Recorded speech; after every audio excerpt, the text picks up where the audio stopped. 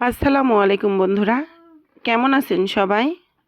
আমি আল্লাহর রহমতে ভালো আছি, কিন্তু আমার কাশিটা ভালো হচ্ছে না।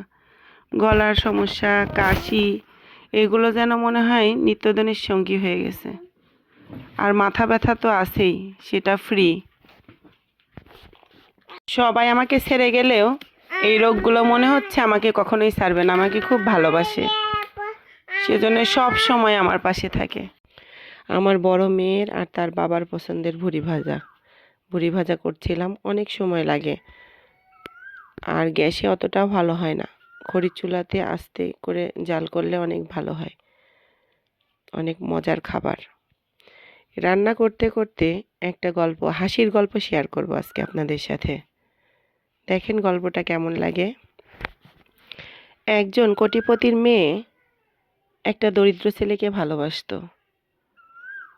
তো কোনোভাবেই তার বাবা সেই ছেলেকে পিছু ছাড়াতে পারছিল না মেয়ের। তো একদিন ছেলেটাকে সে কাছে ডাকলো, অনেক বুঝালো, কিন্তু কিছুতেই কাজ হলো না। লোকটি তখন অনেক টেনশনে পড়ে গেল।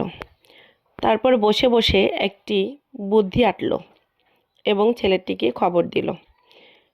ছেলেটিকে বলল, তুমি আমার মেয়েকে যদি ছেড়ে দাও তাহলে আমি তোমাকে এমন কিছু দিব যেটা অনেক মূল্যবান।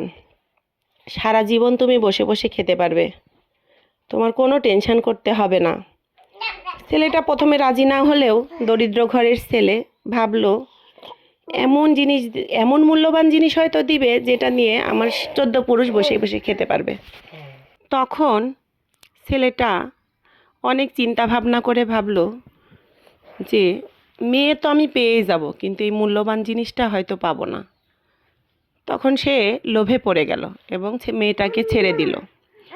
আর লোকটি তাকে বলল, যেদিন আমার মেয়ের বিয়ে হবে তারপর তুমি এসে জিনিসটা নিয়ে যেও, আমার মেয়ের বিয়েতে কোনো রকম বাধা সৃষ্টি করো না। ছেলেটা যথারীতি কথা মতো তাই করলো। মেয়েটার ধুমধাম করে বিয়ে দিয়ে দিল।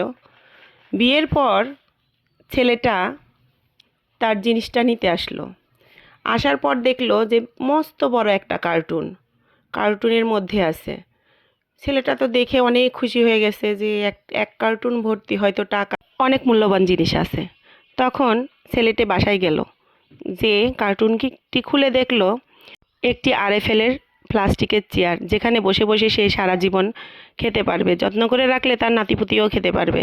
হি হি হি, এটি বাস্তব। ছেলেটি মাথায় হাত দিয়ে বসে পড়ল।